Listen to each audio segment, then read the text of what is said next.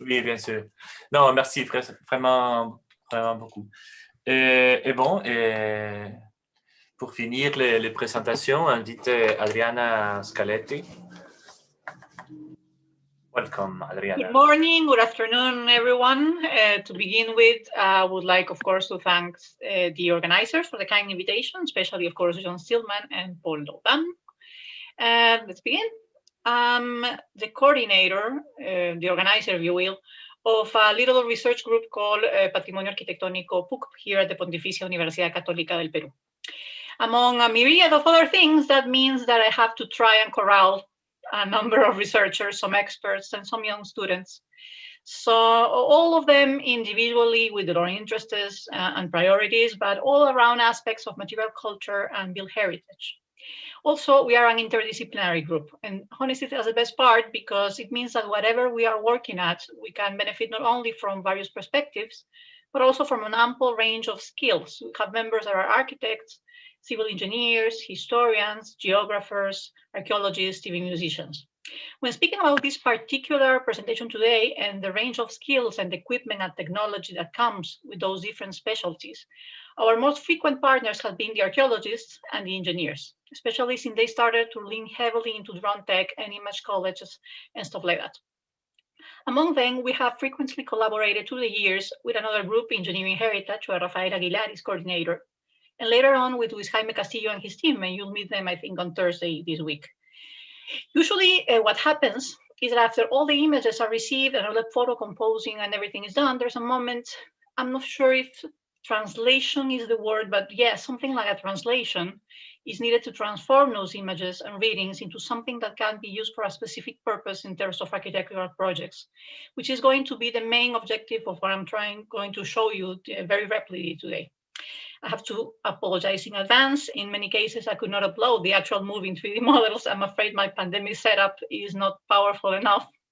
And as such, this is going to be a 2D presentation talking about 3D, much like our teaching experience on 2020 and what has begun this year in Peru. So anyway, let's begin at the beginning. This, I think, was our first collaboration with Engineer Heritage and Representation for Projects, the oldest cemetery in Lima, the Presbítero Matías Maestro, commonly called the Presbítero. Thinking this was about 2014, 2015. The cemetery was founded around 1802 in the outskirts of the town. This here is the Portada de Maravillas over here, which is one of the old doors of the city walls, and steadily grew as the population grew. The problem for modern day administration was that there weren't many accurate plans of it. Actually, there weren't any plans at all. So we got back then a topographer with a total station and unleashed a couple of drones and got at first some cloud points and constructed some rough schemes. And eventually we were able to create more accurate drawings, still with around 5 centimeters accuracy, but enough to be of use to the public administration and to allow them to calculate from green areas to liters of painting to pavement covering and stuff like that. So more or less, this is what we started doing. And then later on, a study was needed to reinforce the walls and to combat humidity in one of the spaces annexed to the Nativity Church in Bethlehem, and eventually decide what was the best course of action. And it was, I think, 2017, as part of an international team, our friendly engineers developed an extensive reading of the situation. And we translated that into something that could be of more general use to understand the problems of the building. Yeah, I'm gonna pass very fast here. In the end, the solution that were proposed by our team had a number of other filters to pass, and I honestly could not tell you if they minded our ideas or not, but it was certainly a fun way to get introduced to the possibilities of this kind of tech, were directly applied to interventions on ancient buildings. Here are some images, some of them with a thermographic camera that we'll use for the general representation of the place and its problems. More or less like this. A couple of years later, our work in the Sondondo Valley began. Early this morning, Patricia explained a bit of it, so I will only mention one particular aspect, the studies of 16 and 17 churches at various locations on the valley. Again, the ultimate objective was the understanding of the structure and details in general, but in some cases, like here in Aucará, there was a more pressing interest in projecting reforms and maintenance. Still, here, yet again, we try to prepare plans and details for as many of the churches as possible, inside and outside. Our next couple of works for the engineer were on a series of all big houses in Lima Historic Center. For some of them, the project objectives involving an understanding on how and where to intervene to restore, conserve, and or maintain the internal structure and spaces. In other cases, the reconstruction of the architecture via graphics was needed to define the design of a museography project, for example, and create a curatorial discourse. As a fortunate side benefit, the design preliminaries eventually became the basis of the visual web page that now, in the quarantine years, has permitted the creation of virtual circuits and the opening of the collection to wider audiences. A similar premises were the basis to the work that was done in conjunction again with Engineering Heritage, a Yale grant, the Jesuit Order, Google, and the Peruvian Minister of Culture, a number of people in the so-called Andean Baroque circuit. This involved the study of the history and the current conservation characteristics of 4 exceptional churches in and around Cusco: Andahuaylillas, the last picture, Huaro, Canincunca, and the Compañía de Jesús in Cusco's main square. The latter one, this one, required again a translation of the images into traditional plans, since one of the main objectives of the project since this is a work in progress, to study the vaults and their condition in order to design the interventions needed for their conservation. The second part of this same project involves a similar process with Dimas Cathedral, and this is still in the very early stages, and here's one of the first models that we are creating for that. With Luis Jaime's Castillo team, our collaboration has been more recent. In terms of register, one of the first projects in which we participated was related to a plan to map most of all of the Lima Historic Center, even if sadly the initiative had to be temporarily postponed by some bureaucracy in the city's municipality. Still, at least one important thing was done. We're talking here about early 2019. There was a fire, thankfully without human losses, around the commercial area known as Mesa Redonda. The fire consumed at least 3 buildings from the 18th century and part of an older religious complex, exposing some even older viceroyal structures. The objective was to map the situation in order to permit the design of reconstructive and protective measures. Sadly, we got no current information about the status of this particular situation. I like to think, though, that exposed the local authorities and designers to an accurate representation of the reality and the needs of the site. And it also exposed a couple of older structures. You can see here an arch, which was part of the old viceroyal school that was here.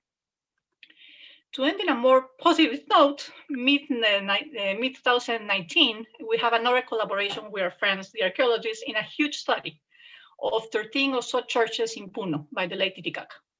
At the center of it was the temple of the sacred spot in Juli, which at the time the Archbishop of Juli was interested in restoring. A series of models from photographies taken both by handheld cameras and by drone were taken especially carefully here and represented also later on 2D in order to be of use to the designers from Cusco that were finally entrusted with the intervention project. Happily, the project achieved financing through a series of sources and is now in the early stage of physical consolidation. Okay, I have bored you with this list mostly to make one single, but in my view, very important point. Well, most of us in academia here in Peru regard this kind of technology as an instrument to further the knowledge of what remains or what exists in terms of material culture. We need to start widening our perception towards thinking of it as a tool that we have seen this today, can be used to project conservation, reconstruction, any kind of intervention, even the protective ones, preventive, before pre or post-disaster decision making. Furthermore, as we already have shown, 3D representation can also be a proxy to avoid all the messier, delicate aspects of an actual intervention. We are speaking to the planning and designing stages, but also and especially to help show and educate a larger audience in these important aspects. Of course, the remarkable capabilities of these were proven, I think, by the models that virtually show museums and exhibitions during the past years and the quarantines. And these kind of instruments are in many cases a format that I think will go on beyond the extent of the actual health emergency. As with anything, success will depend on our collective efforts and our ingenuity in making the technology work for our purposes in as many innovative and intelligent ways as we can. Let's hope conditions are more favorable from now on and that we are up to the task. I'm sure we are. Thank you. Thank you, Adriana.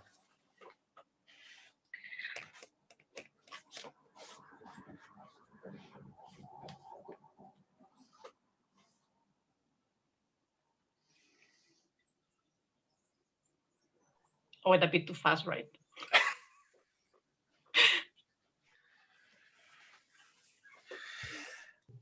No, I would like you to ask you a little bit kind of the same question you already asked somehow, but if you can develop a little bit more that, let's say that in architectural practices the digital is already there for the plans, for the 3D, for the students, for in the studio, no, at school, no, and I would like to develop. I would like to ask you to develop a little bit more about what have you found? What have you as a group found particularly?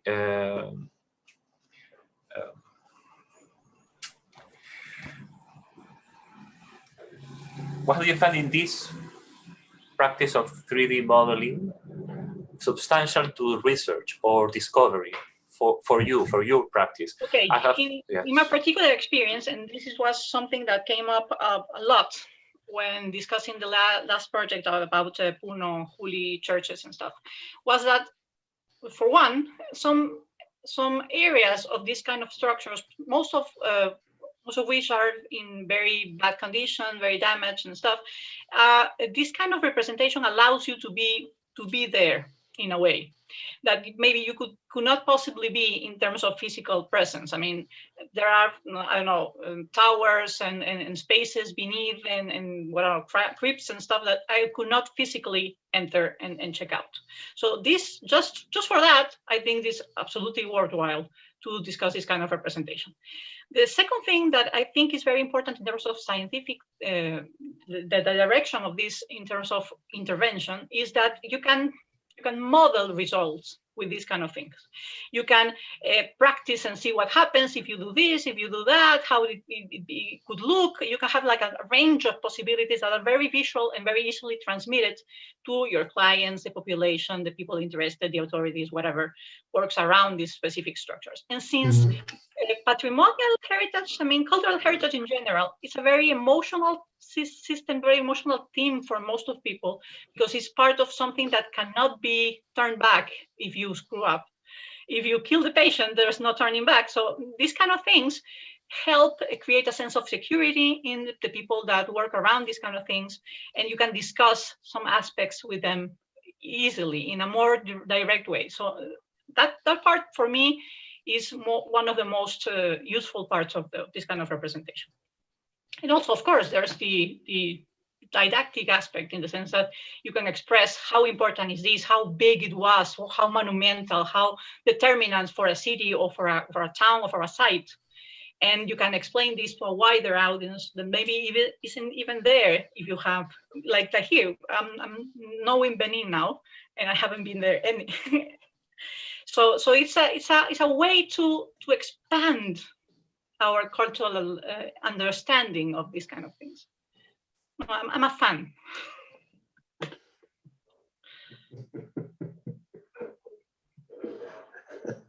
We are a fan. Yes, we will. Adriana. We will all. We are. It's also a good way to keep a trace of the existing situation. Remember the number of sites that were just destroyed, and there is no trace except a few photos. Here, at least, we have a physical, Exactly. And that's very important, especially for things that will evolve very quickly, I think so. And also, working with engineers, you see they have this need to take samples and whatever and experiment with that. And that most of the time I mean, it depends on the engineer, of course. I'm a daughter of an engineer, so I'm not gonna. Yeah, thank you for the engineers. Yeah. But there's the civil engineers in general need, for their understanding of a structure, to take samples, for example, and that could transform a situation. So this is like an extra. I think you're completely right. This is an extra safety measure in the ways that something can be preserved. There's also a theoretical discussion, very interesting here. If we can reconstruct the space, let's say, digitally with from this kind of 3D modeling, do we really need to intervene in the actual building to transform it? Can we leave it like that in order to be a testimony of history? Can we intervene, and need we to intervene in order to make it, I don't know, walkable, useful? So it's a discussion that depends on the building and depends on the site and depends on a number of other things, but this opens the possibilities. You can ask the same question. Do you really have to display original paintings in museum, or a very good copy will be enough? Yeah, that's a completely different discussion, a philosophical one, that I will leave to the likes of Paulo and Jean.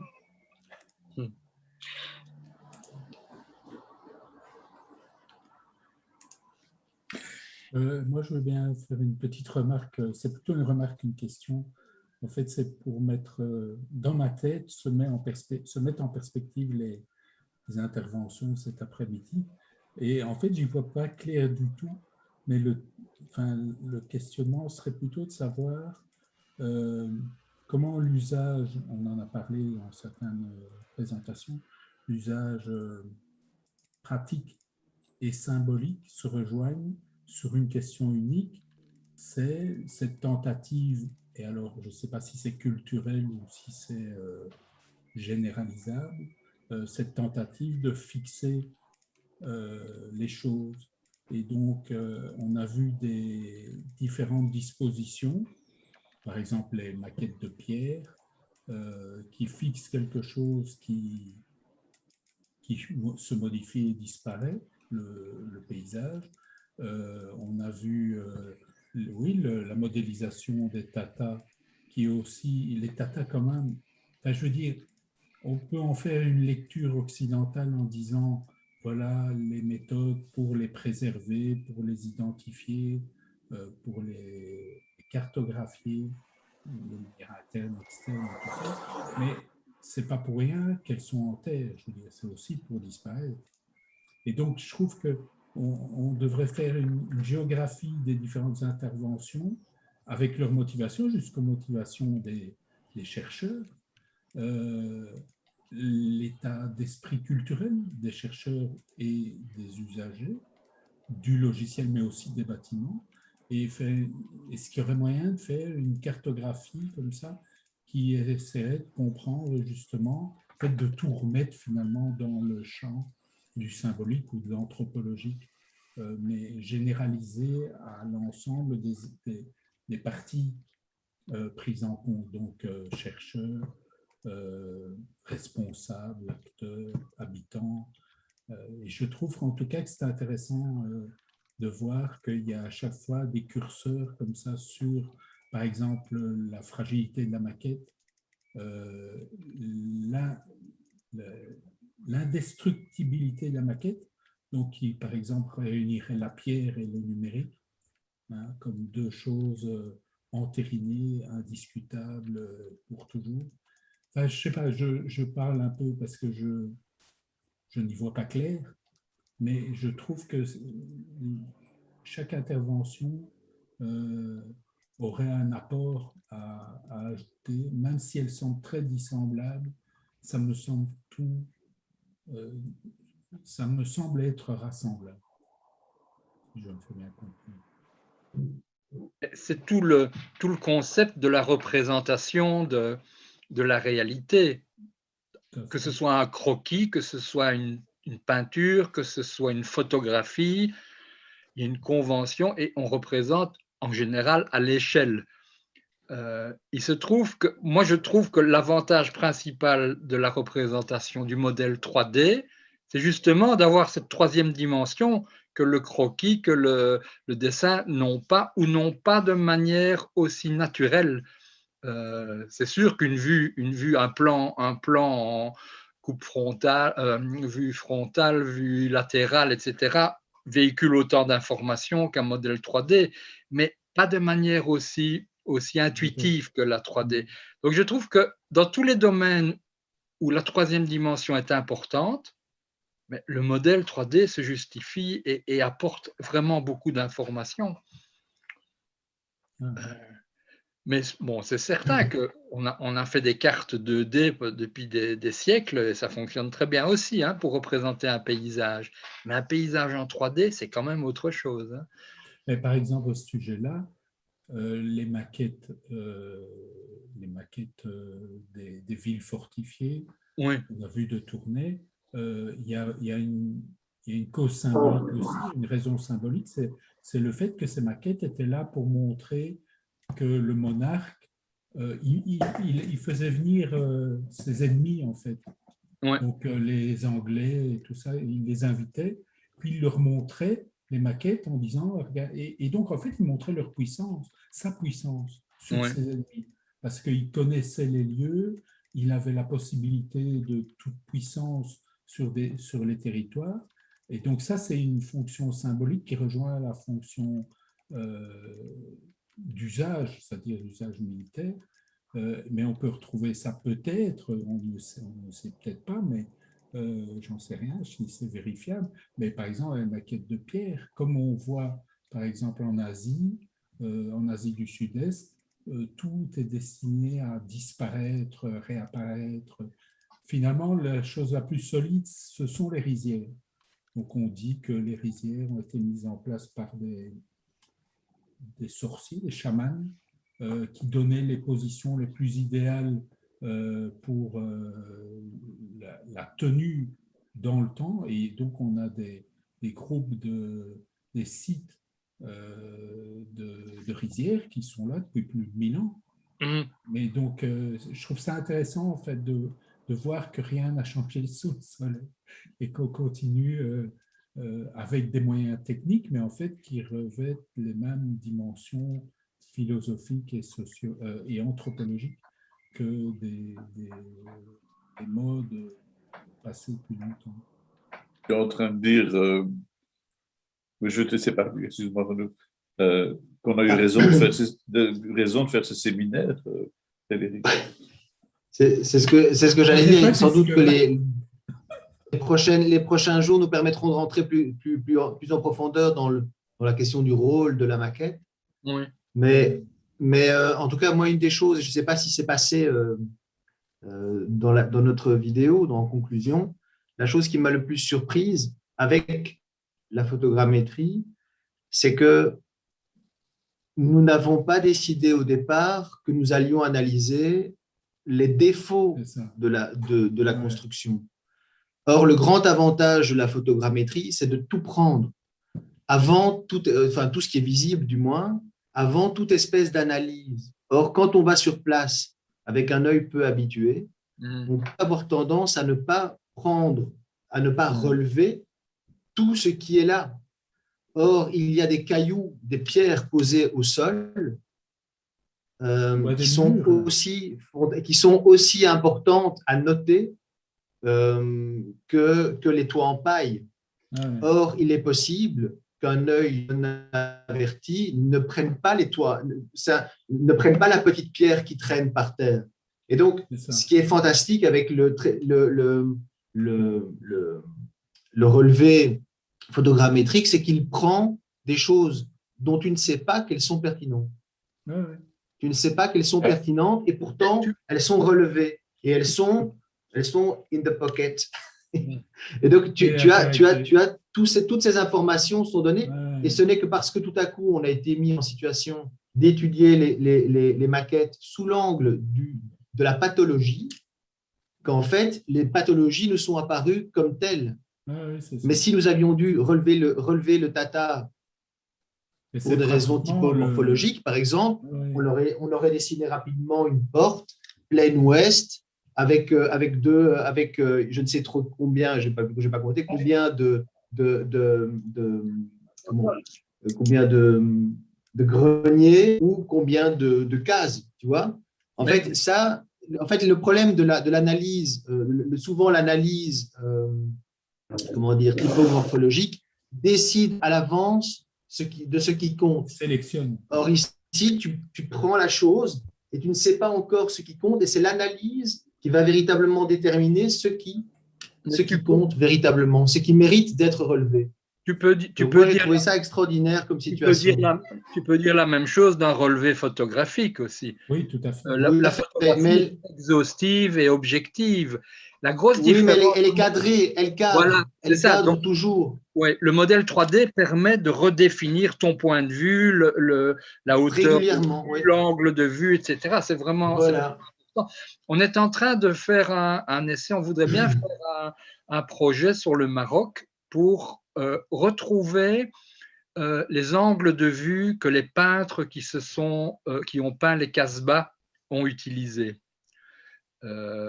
Et donc, retrouver, se déplacer autour du modèle actuel pour retrouver à quel endroit et avec quel angle de vue. C'est très intéressant parce qu'apparemment, on n'est pas encore très avancé avec ça, c'est un projet avec Quentin Wilbaud, mais le peintre n'a pas une vue de caméra. On ne peut pas lui définir une distance focale et un angle de vue, etc. Il a une vue subjective du paysage. Donc, c'est pas du tout. Je ne pense pas qu'on arrivera à définir vraiment de manière arithmétique ce que le peintre a voulu montrer. C'est intéressant. Ils peuvent peindre plus que ce qu'ils voient, parce qu'ils le connaissent. Et donc, ils rajoutent des éléments. Et comme vous dites, du coup, on n'a plus l'angle de vue scientifique scientifiquement défini. Le plus bel exemple étant évidemment les cubistes. Oui.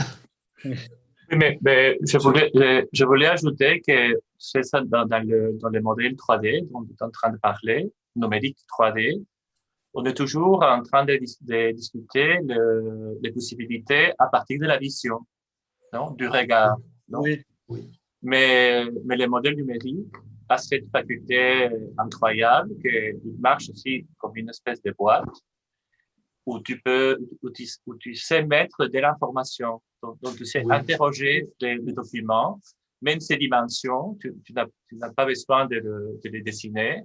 Tu peux demander en permanence les dimensions et si c'est nécessaire, comme tu disais, Yves, la localisation.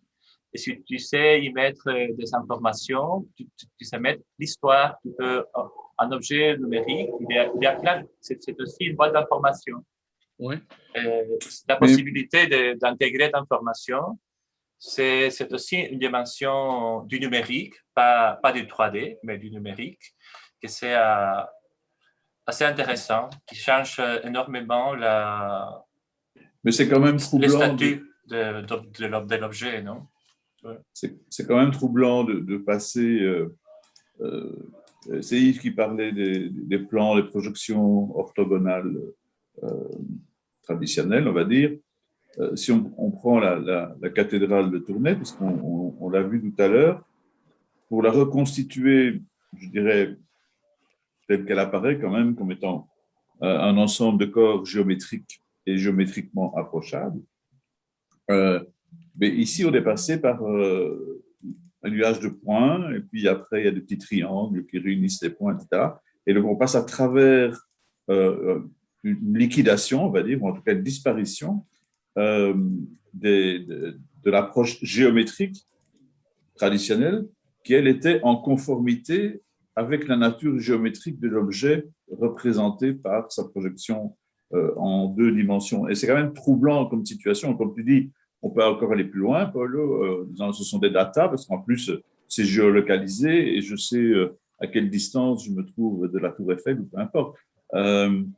Et je trouve que c'est quand même troublant de reconstituer une image convaincante, analogique de la cathédrale de Tournai, en passant par quelque chose qui est complètement indifférent à toute configuration géométrique, et également à toute texture, puisqu'on repique sur des photos de textures qu'on va recoller dans différents endroits.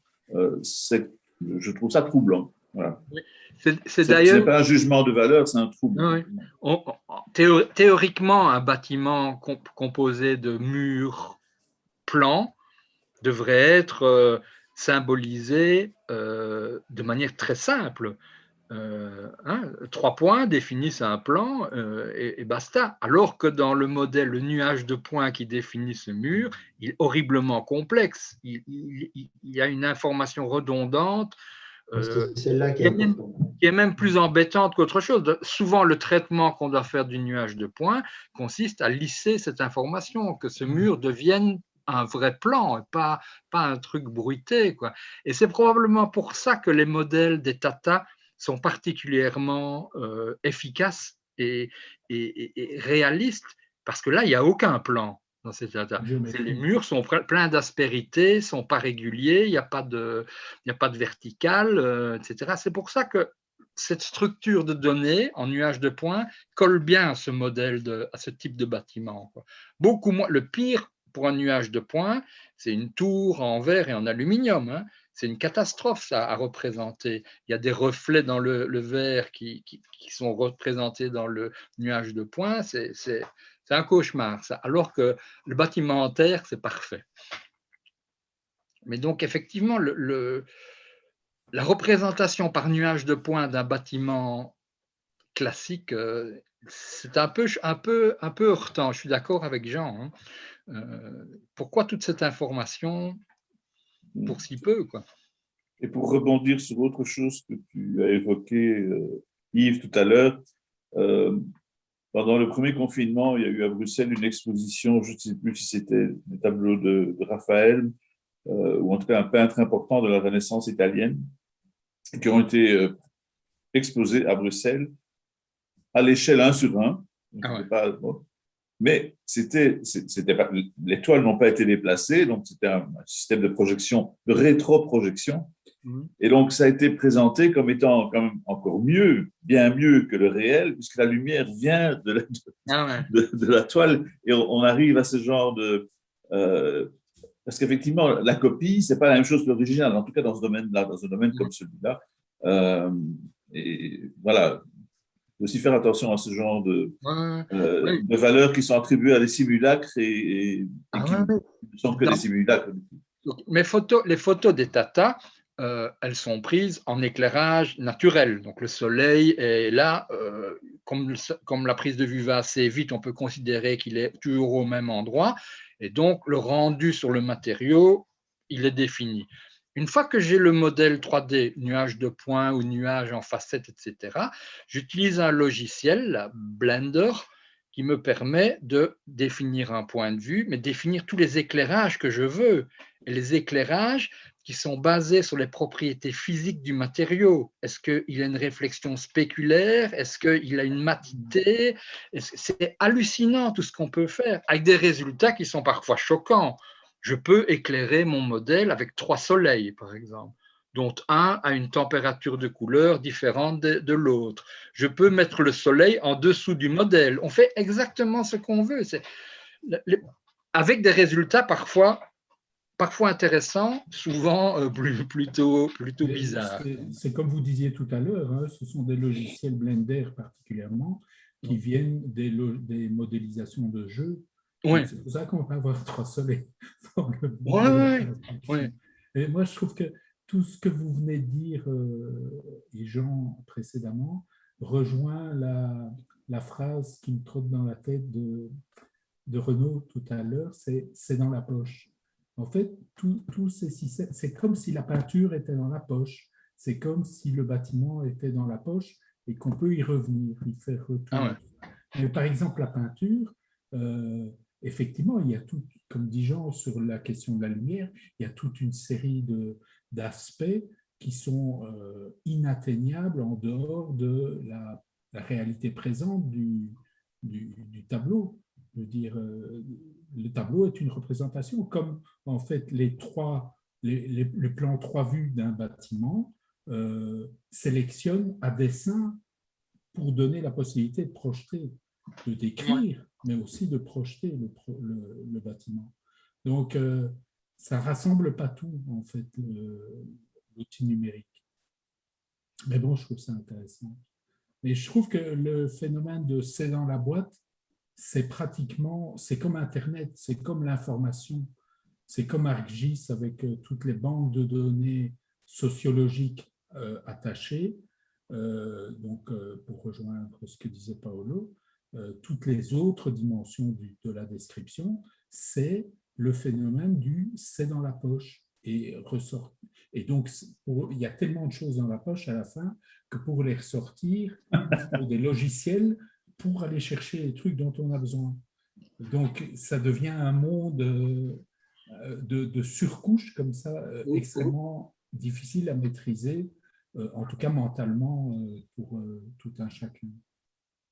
Quand on a trop d'informations, le problème, c'est filtrer l'information, voilà, arriver au pertinent, évidemment. Ouais. C'est aussi un des problèmes, pour revenir au modèle 3D, et notamment à ces modèles nuages de points, qui, à mon avis, qui limitent leur diffusion et la communication qu'on peut faire autour, c'est que c'est très lourd d'un point de vue informatique. Afficher un modèle de la cathédrale de Tournai sur un téléphone portable, ça ne marche pas, quoi. Ou alors il faut tellement simplifier qu'on perd tous les détails, quoi. Moi, je passe beaucoup de temps là-dessus, essayer d'optimiser qu'est-ce que je peux perdre. Par exemple, sur les modèles des Tata, au début, j'avais simplifié tellement les modèles qu'ils devenaient tout à fait manipulables facilement, mais on perdait tous les détails sur ces décorations d'enduit, etc., quoi. Donc, je suis revenu en arrière et j'ai pris plutôt l'option de faire des modèles d'une partie du Tata, mais en gardant tout le niveau de détail, quoi. Mais actuellement, c'est quand même, ça reste très lourd à manipuler, quoi. Mais ça rejoint la question, je veux dire, que je posais tout à l'heure avec les habitants, c'est que ces conditions techniques, de ces conditions techniques dépendent le rapport qu'on peut avoir avec les gens. Ouais. Mais donc, oui. Aller sur place et recommencer à leur montrer, ou je sais pas moi, leur montrer la promenade interne et tout ça, ça demande des moyens. Ouais, c'est pour ça que je pense que le modèle, l'impression 3D, quand c'est bien fait, ça reste un moyen de communication abordable. Le retour à la chose plus physique, alors. Ouais. Mais bon, je pense quand même qu'imprimer en 3D un modèle de paysage, c'est plus facile que de graver les pierres. Je ne sais pas quelle roche c'est, mais ça me paraît quand même plus simple. Ah, il y a des imprimantes avec des fraiseuses. Hein. Ah ouais, une fraiseuse numérique, on pourrait le faire. Ouais. Pourquoi pas, faire un modèle de paysage en béton fraisé. Mais pour les Tata, ça rejoint ce que vous disiez tout à l'heure, hein, le fait d'utiliser une seule matière qui arrive à produire suffisamment de détails et puis de la peindre. Oui. Ça paraît plus raisonnable. Ouais. En plus, c'est plus abordable hein, parce que les imprimantes 3D couleurs, ça reste très cher. Hein. Ouais. Mais c'est remarquable, hein, voir fonctionner ça, c'est hallucinant. Mais tout ça évolue tellement vite, tout le domaine, hein. Pas seulement, regardez les drones. Il y a des drones maintenant qui coûtent 200 € et qui font qui donnent de bons résultats. Il n'y a plus besoin de savoir piloter un drone. Il y a un mode, on lui dit où se trouve le bâtiment, il va tourner autour, il va faire toutes les photos. On donne les photos dans un logiciel.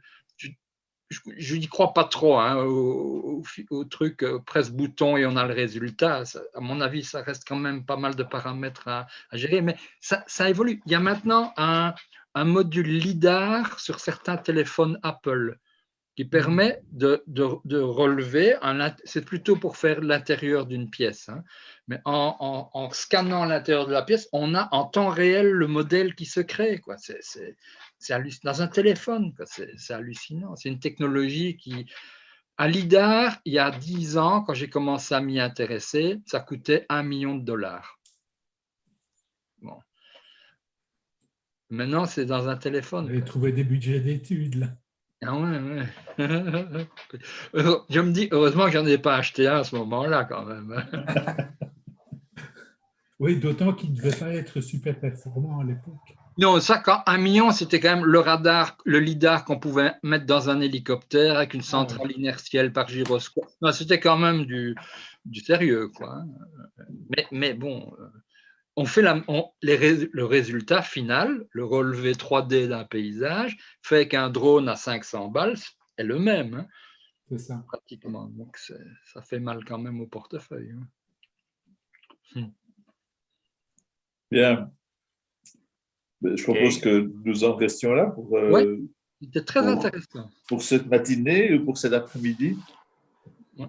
Effectivement, très très riche et qui donne surtout envie de continuer encore, puisque nous n'avons pas terminé. Ouais. Nous nous retrouvons jeudi et puis vendredi à la même heure. Parfait. Merci beaucoup. Oui, Merci à tous. Ok, muchas gracias a todos. Thank you. À bientôt.